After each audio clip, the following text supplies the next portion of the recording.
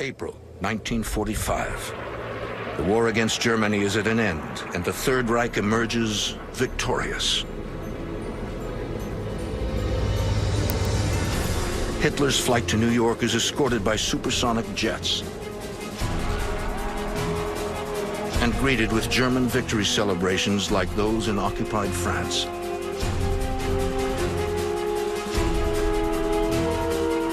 State ceremonies are staged theatrically to heighten the historic moment. A Nazi salute from the Statue of Liberty.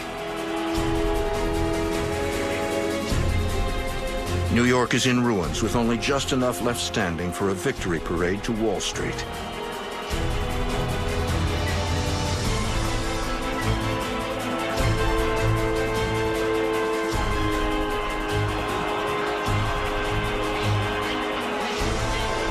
It is the ultimate nightmare of how World War II could have ended, thanks to Hitler's own dream team of hundreds of scientific masterminds. Rocket science superstar Wernher von Braun, engineer, mathematician, and physicist Irene Bredt, aerospace engineer Eugen Zenger, even a Nobel Prize-winning nuclear physicist Werner Heisenberg. Through the 20s and 30s, the Germans technologically were very, very interested in rocket development, science development, this sort of really advanced aerospace development really became a German forte that the other nations around the world were really lagging behind. From this now defunct, top-secret, high-tech German complex, thousands of brilliant engineers, physicists, chemists, and their staff are generously funded from the Nazi treasury. Provided with the most modern laboratories in Europe, and ordered to develop the deadliest armaments the world has never seen. The delta-winged Lippisch P-13, a vertical takeoff rotor-winged warplane half a century ahead of its time.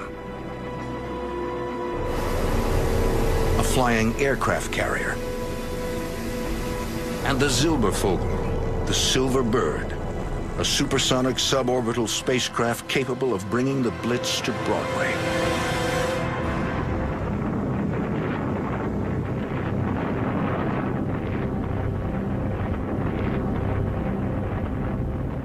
They could have launched a one-way attack on America, ditched the bombers in the ocean, dropped a handful of tons on New York, perhaps. We certainly didn't have any defenses that would have stopped them. Silverbird never leaves the drawing board, but today, questions still remain. How did German scientists leap so far ahead of their enemies? What's the science behind these machines? And how close does the genius of Nazi science bring Adolf Hitler to the brink of victory?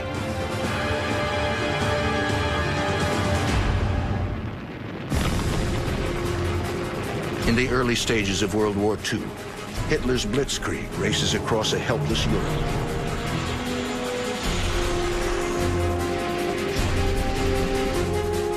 Germany is the first modern nation to wager so heavily that science and technology are the fast lane to world domination.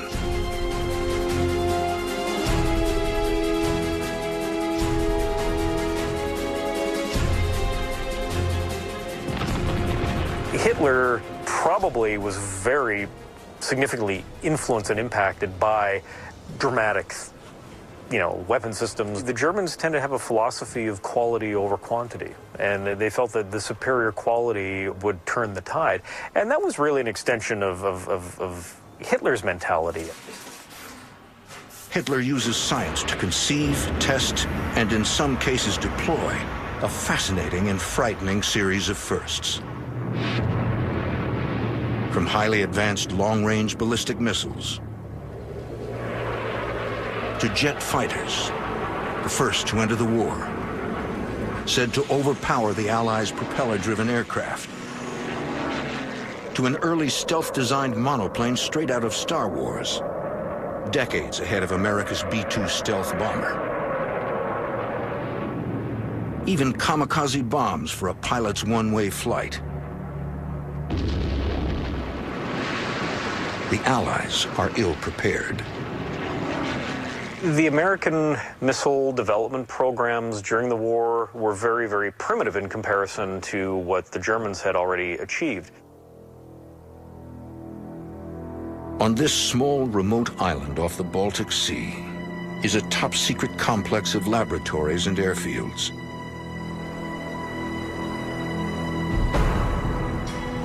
Here, Nazi scientists trial the world's first cruise missile. Just one of the wonder weapons in development at the Baltic Super Lab. The sleepy seaside town of Peenemünde is the location the Nazis choose for their most secret science. It will become the birthplace of the jet age and the space age. The cradle of the wonder weapons. The Peenemünde location was kind of ideal because it was a really remote part of Germany. You're close to the Baltic Ocean that you could launch rockets into, and you wouldn't have necessarily the problem with somebody, stealing the technology and then getting out to the west. The existence of Peenemunde's satellite town is a strictly controlled state secret, complete with futuristic apartment blocks for the scientific elite. But it's also a concentration camp for the expendable prisoners who live, work, and die here as slaves. When they are too weak to continue, they are murdered, lest anyone reveal Hitler's scientific secrets. Peenemunde's scientists are not slaves, but their welfare and that of their families hinges on cooperating with the Nazis. Private trains carry engineers and physicists to the self-contained metropolis of metalwork power plants and proving grounds. Peenemünde becomes the Nazis' Los Alamos and their Cape Canaveral.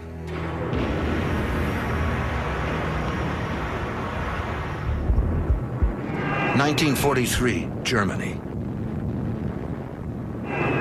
The Allies pummel the nation in a hail of bombs. But Adolf Hitler still believes in victory.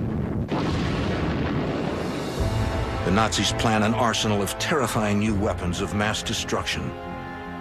With capabilities and range so far advanced, not even America will be spared. Hitler entrusts his propaganda minister to rally the German people toward victory and revenge.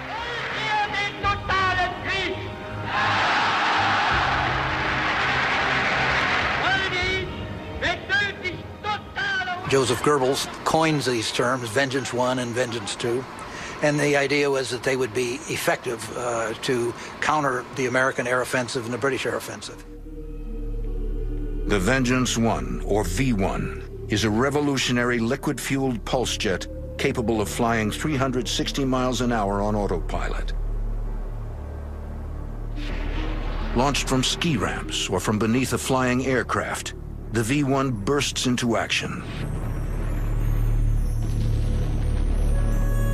A sophisticated gyro-compass feedback system guides it toward its target. The V1 gets nicknamed the buzz bomb for the loud noise its jet engine creates. An odometer tracks its pre-programmed distance, at which point the V1 is designed to take a steep power dive. But in early use, the dive cuts off fuel flow and kills the engine. Sudden silence becomes a tip-off to impending doom. Of the 8,000 bombs launched, 2,300 penetrated British defenses, most of them falling in the London vicinity. The propulsion roar of the flying bomb... The world's first cruise missile rains fire and ash on Britain in 1944 and 45, terrorizing London, with thousands killed and tens of thousands injured. Hundreds of homes, hospitals, and public buildings were hit. They fell in crowded streets during rush traffic hours. But new deep shelters built for this emergency were put to use and saved the lives of thousands of people. Only one life was lost for every 3 bombs launched. Few of the robot bombs resulted in fire, but the great concussive blasts of Vengeance Weapon No. 1 exceeded anything London had experienced. Part technological masterpiece, part military triumph. Hitler's secret science is paying off. But there's one big problem with the Big Bang: accuracy.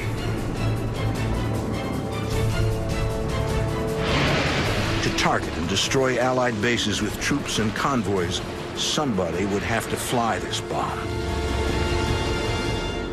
While Hitler promises the nation that his rockets will turn the war, engineers add a pilot seat and crude controls to the V-1, creating the Reichenberg, a German kamikaze aircraft. Hundreds were built, but none ever see combat. They were difficult to fly. Putting a pilot would have ensured some small amounts of damage, but the potential of the airplane in terms of its top speed, of its range and its endurance, of its ability to get to a target, these were not essential war-winning weapons. Decades later, the original plans for the Reichenberg resurface in a private archive. In this small Bavarian garage, Hitler's secret science is coming back to life, as several wonder weapons are rebuilt or reconstructed here for museums. The Bavarian builders find welded seams of inconsistent quality, suggesting that some were done by skilled technicians, others by exhausted concentration camp prisoners.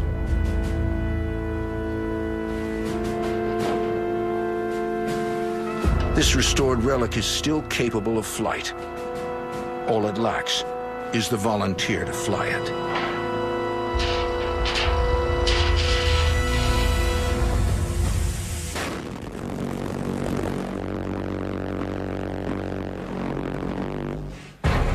For Hitler's secret scientists, no concept is too futuristic, no propulsion system or wing design too bizarre. Some will fly, some will fail. Many live on in the war zones of the 21st century. And in a strange twist of history, one of Hitler's most brilliant scientists will survive the fall of the Third Reich to become an American hero. 1943. Germany's National Socialist Party announces vengeance weapon V1, suggesting that a V2 is also planned. So from the Nazis' secret complex at Peenemünde, engineers give birth to the space age from the ground up via a brilliant young physicist, Dr. Wernher von Braun, and his A4 rocket, ultimately named the V2. The V2, the vengeance weapon, to Wernher von Braun, it was an artillery piece that would land somewhere in England and kill some Englishmen, but that was really not his point. His point was proving the aerodynamics, the power, the thrust, the cooling, all of the things necessary to take him one more step into space. He wanted to see man in space. It was a consuming passion. His engineering ideas were what drove him. Von Braun is given his own laboratory and team of experts at a time when rocketry is little more than a schoolboy hobby in the United States. Ultimately, he creates the world's first long-range ballistic missile, the unstoppable V2 retaliation rocket. In September of that same year, 1944, the Germans also began their firings of the vastly superior V2, which was powered by a real liquid fuel engine. Military rockets in a rudimentary form had been used for centuries, but their propulsion was by the use of gunpowder. In this new era, it was the Germans who realized that the liquid fuel rocket could be put to military use, that it could be given impressive range and great destructive power. The German focus on advanced technology completely changes the capabilities of science and warfare. They not only took a toll of more than 9,000 casualties, they also had a devastating psychological effect. For unlike the buzz bomb, the V2 fell without warning. It had a speed of 3,300 miles per hour, and it could not be intercepted by fighter aircraft or brought down by anti-aircraft artillery.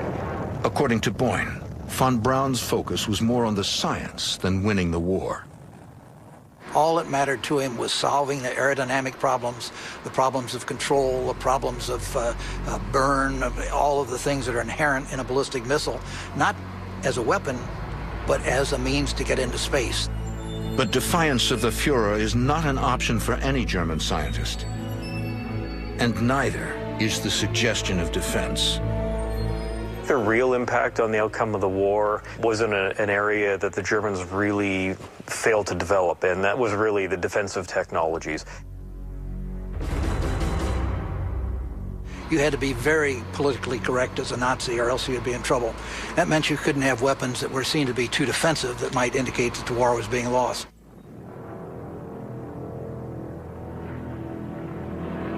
But the truth for Germany was that the war was being lost.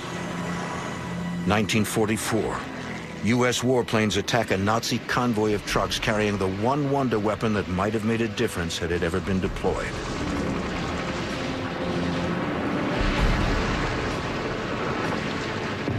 The Typhoon, the world's first defensive ground-to-air missile, designed to augment Nazi efforts to shoot down Allied bombers. The one thing that Germany could have done by 1943, if they had properly concentrated their resources, was to concentrate not on a V2 to hit Great Britain, but on a series of anti-aircraft missiles to knock down any bomber that comes over it. So they could have created an effective integrated air defense system.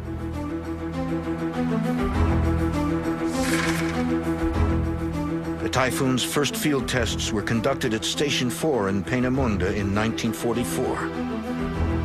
It's revolutionary and economical. A simple steel tube about 6 feet long, filled with a mix of nitric acid and synthetic fuel.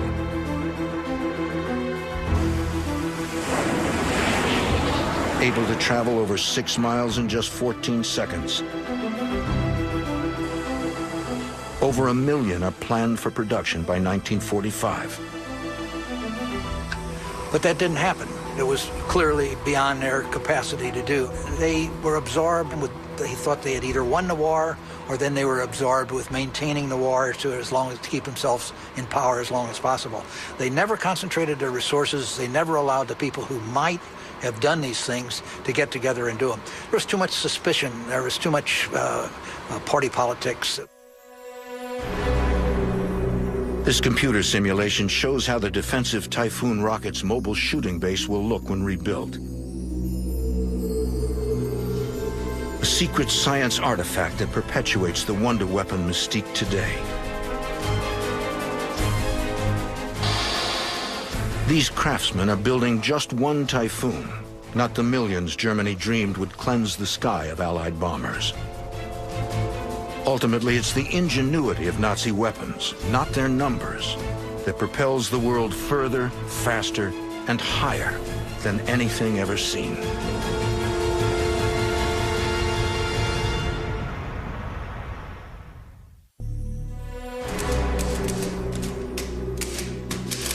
Nazi secret files reveal war machines so futuristic that it's hard to believe they were spawned in our grandparents' time.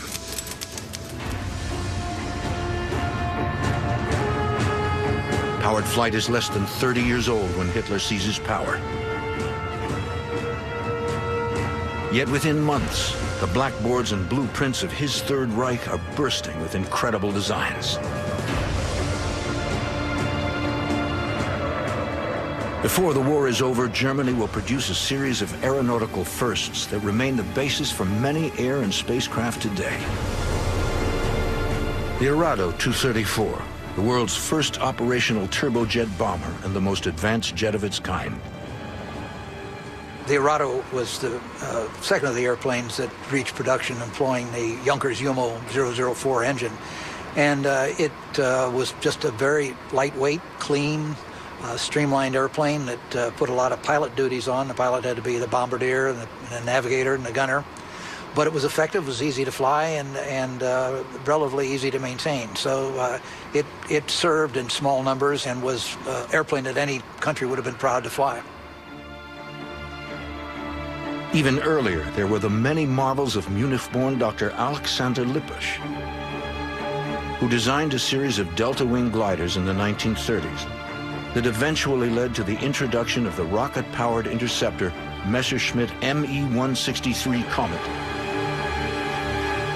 and the better-known Messerschmitt Me-262, the world's first operational jet fighter, able to outrun any Allied aircraft by as much as 100 miles an hour. It is considered the most advanced German craft to actually make it into combat. A lot of the things that they were trying to do were things they were driven to do. With the invasion of France, the Germans were faced with a situation in which their territory was more and more confined.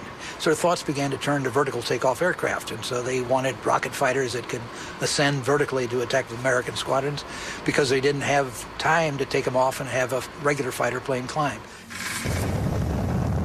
To this end, Nazi dream machines include the Focke-Wulf rotary jet, with liquid-fueled rockets at the tips of its triple propellers, designed to take off vertically, then fly like a plane. But the most incredible vertical lift weapon of all is thought to be hidden in the secret hangars at Peenemünde, a Nazi UFO.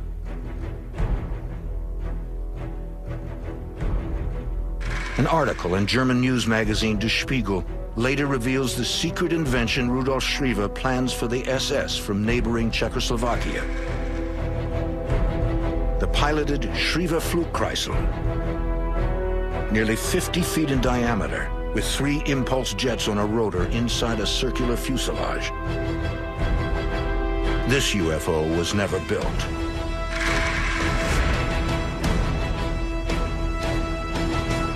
But further clues to a flying saucer surface here along alpine forests and streams at a castle in Upper Austria. A disc-shaped propeller-like invention using the principles of matter transformation and energy flow to create a fuelless engine based on the natural turbulence created by swirling water or air.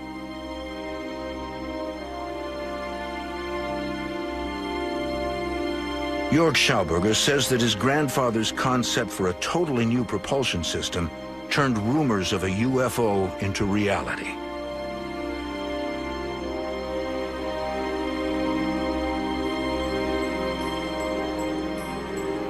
In the early 1930s, Viktor Schauberger is intrigued by the ability of fish to swim upstream.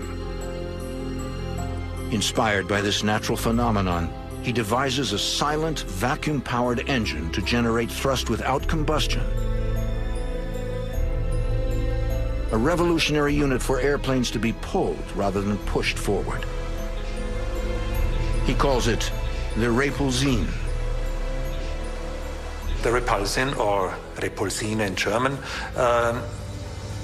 was meant to be some kind of reaction chamber where some transmutations would take place with the molecules that are sucked into this chamber. Even today, the Austrian would be ahead of his time. In World War II, his invention is right on course with Hitler's quest for wonder weapons. Against his will, Viktor Schauberger is forced into the very heart of Nazi science, working inside a weapons lab staffed by slave labor.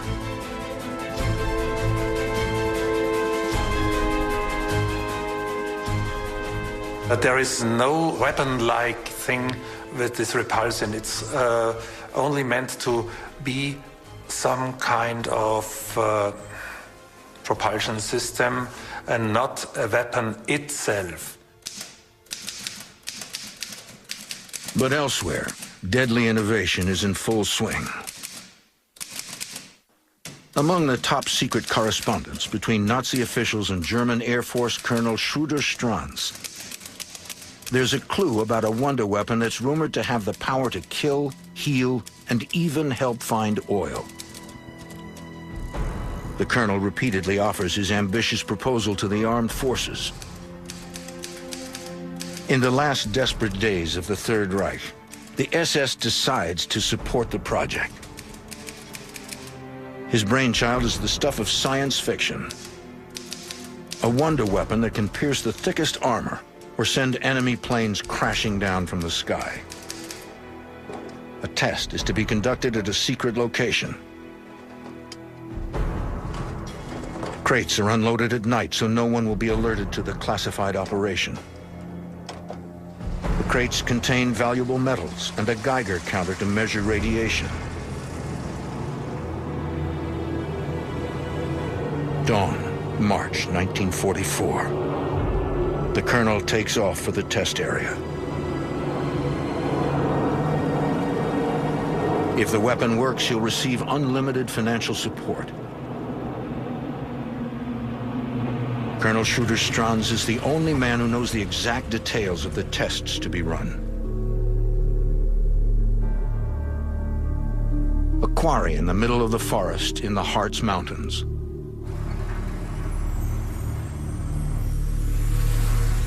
Documents don't reveal the secret of what it looks like, only that its cannon-like front end shoots out an invisible ray. Colonel Schroeder-Stranz has invented an X-ray beam. Using the technical knowledge available at the time, it might have looked like this. Despite shortages caused by the war, Nazi scientists still have access to valuable metals and measuring instruments, which were by now extremely rare.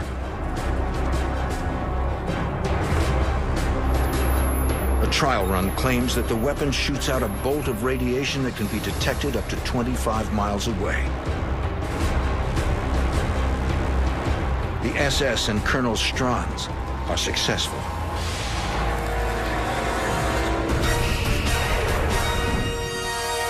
But then, mysteriously, the file is closed.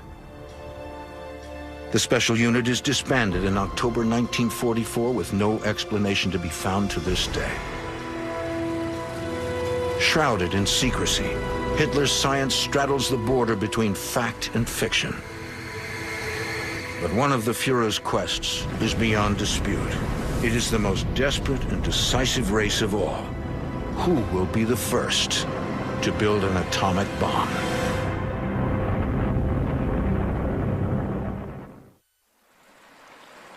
(1943).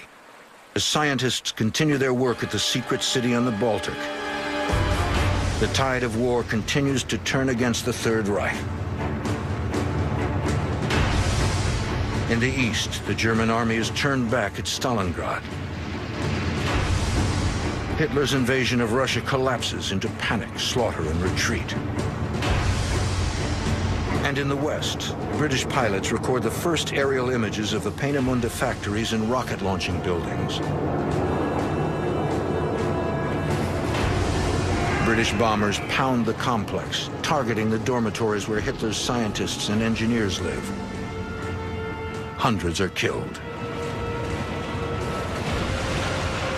To a certain extent, Peenemünde never totally recovered. They lost a lot of key personnel, scientists, research equipment. Peenemunde's production is moved underground to mountain fortresses and remote mines safe from Allied blockbusters.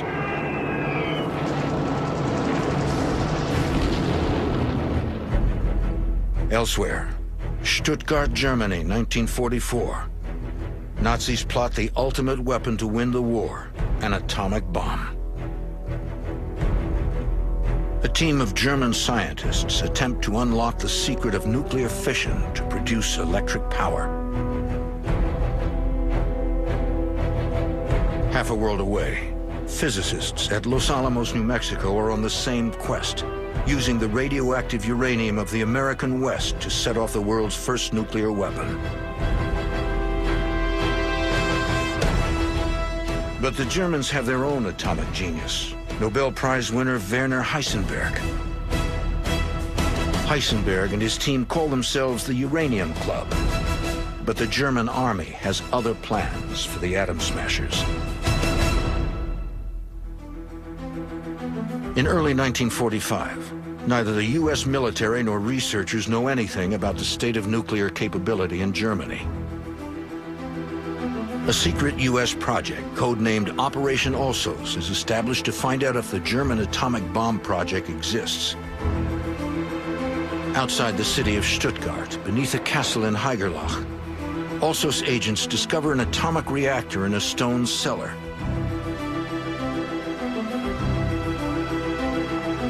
And uranium cubes hidden in a field nearby. They take the evidence back to the United States for further investigation.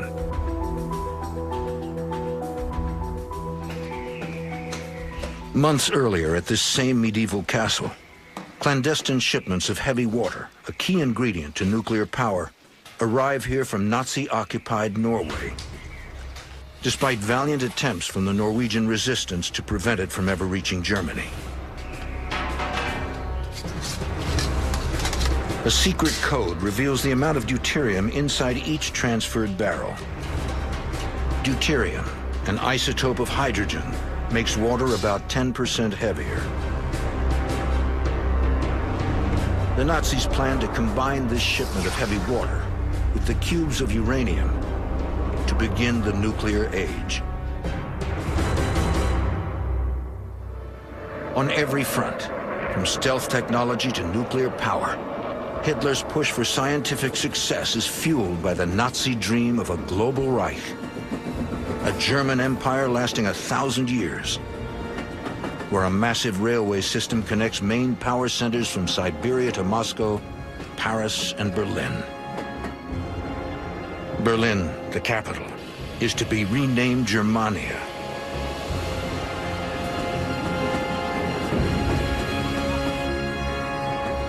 The dominant high-tech centerpiece of a new world order.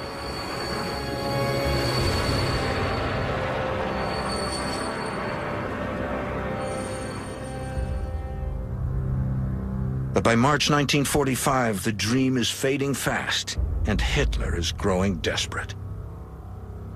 With Allied forces closing in on Germany, only a wonder weapon can save the Third Reich. But at the Trinity site in the New Mexico desert, it's America who proves the power of the atomic bomb.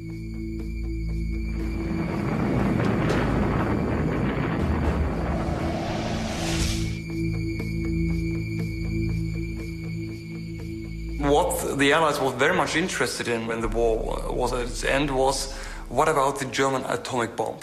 How far did they come? This was the final question. And so they decided to put the 10 leading atomic scientists together in Farm Hall near Cambridge. And there in Farm Hall they were bugged. And the outcome was that obviously the Germans first had no atomic bomb, and second had also, in the end, not a clue about the function of the atomic bomb. But what about the Nazi wonder weapons that did come to pass? And where do they live on today?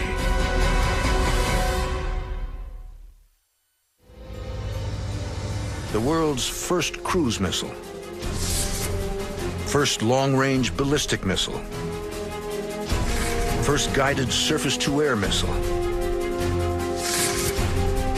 first anti-ship missiles, even the world's first closed-circuit TV, the world's first operational jet fighter and jet bomber. Aerodynamics in Germany, there were a small group of people who were very, very advanced, and there is some sort of a special genius about it. Countless designs, years ahead of their time. Secret sites wholly dedicated to science. Backed by propaganda, boasting German money and fearful enemies. How could Hitler's plan for wonder weapons fail? In Germany, virtually everything was a secret. So any science was a secret. It hurt the Germans more than it hurt us.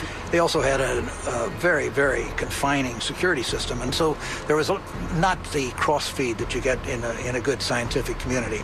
You had enthusiasts building dreams, but without adequate resources. You had people making decisions about resources who had no idea about the projects.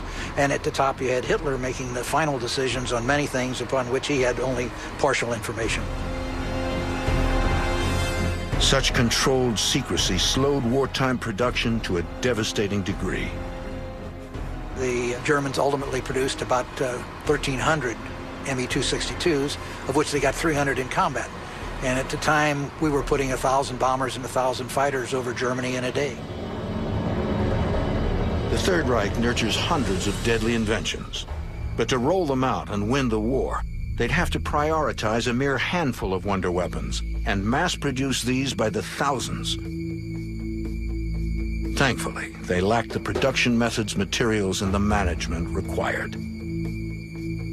Had Germany focused on defense, more strategically chosen her ammunition, and greatly increased production of these specific weapons, the outcome of the war might have been very different. That would have made invasion in 1944 very difficult, probably problematic. It made probably an invasion put off until 1945, and it's even conceivable that the war might have ended with the first atomic bomb being dropped on Germany instead of upon Japan. But that didn't happen.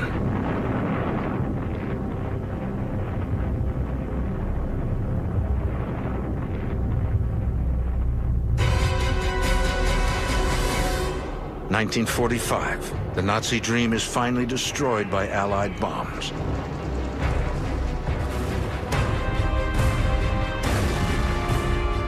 Hitler and his adjutant Himmler commit suicide. At the Nuremberg trials, the Nazis face their own death sentence.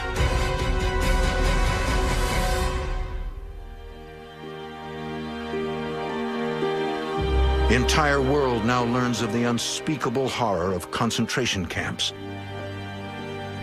and the depth of Hitler's dark dreams of domination.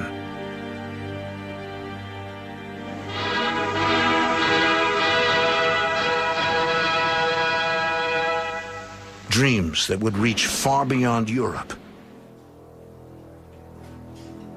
Attacks on America had been planned since 1939.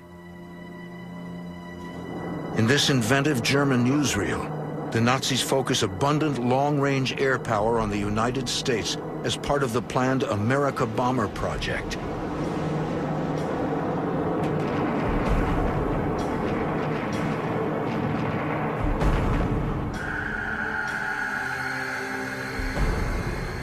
Had the Germans been able to develop and deploy their America Bomber program to bring the war to the mainland of the United States, I think it might have had some impact on American strategic doctrine.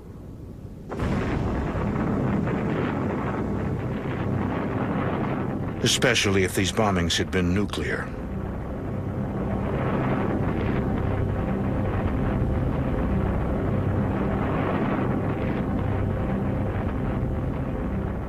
I mean, the only result the German Air Force could achieve was to send a handful of very long-range bombers over the Atlantic and to drop, say, 12 tons of bombs on New York or Washington. None of the German vengeance weapon programs, and certainly not the America Bomber, would have had any chance of its intended effect without a nuclear weapon. In the end, Adolf Hitler never sets foot in New York. But the head of Hitler's secret science program does cross the Atlantic and changes the course of history. In 1945, as American and Soviet troops close in on Berlin, rocket genius Wernher von Braun and a small group of his most loyal associates must choose their destiny: surrender to the Russians, take cyanide, or align with the Allies.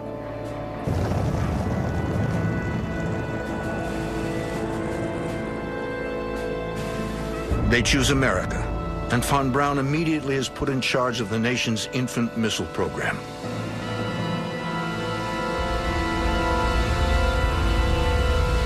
The White Sands testing grounds in New Mexico, where von Braun works on a new rocket and accomplishes his space dream after all.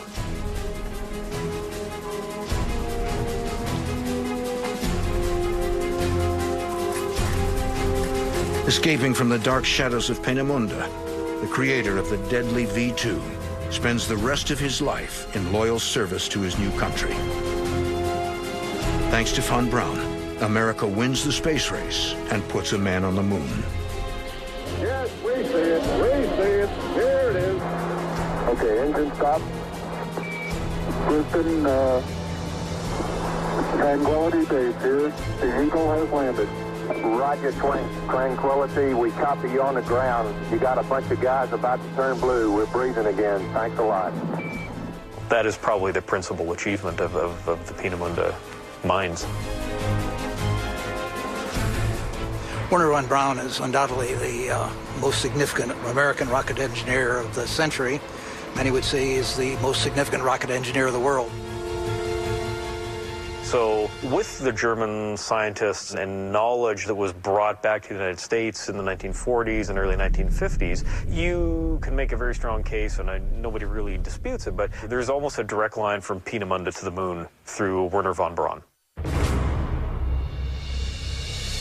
Yet rockets aren't the only descendants of Hitler's secret science.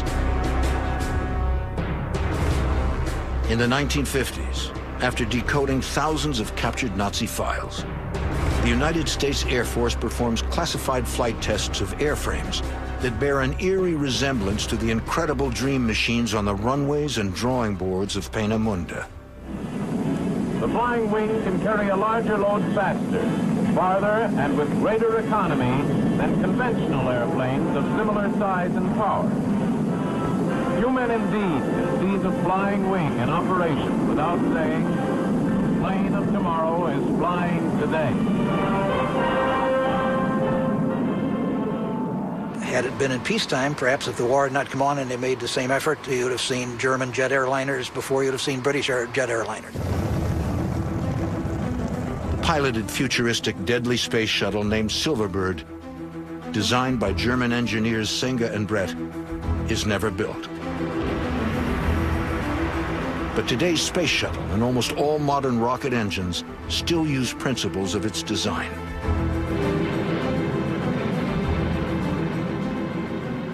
Parallel to von Braun's work with the V2 and the type of fuels that he used in the V2, combustible fuels, those engines were used subsequently in the United States and by Bell and others. Ultimately, the much more sophisticated variations of them would even appear, for example, in the X-15. To this day, the rocket-powered high-altitude X-15 still holds the world record for the fastest speed ever reached by a piloted aircraft, taking mankind to the edge of outer space with every flight.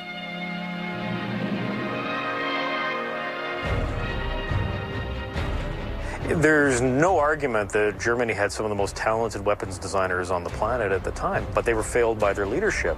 Hitler really strongly hoped and believed that his scientists were going to develop a nuclear weapon. Even without atomic energy, the Nazis reached unprecedented heights of scientific advancement, all in the name of war. I think we're fortunate that, the German inability to collate and focus its programs and having an impact on the Allied strategic bombing campaign is really a silver lining for democracy.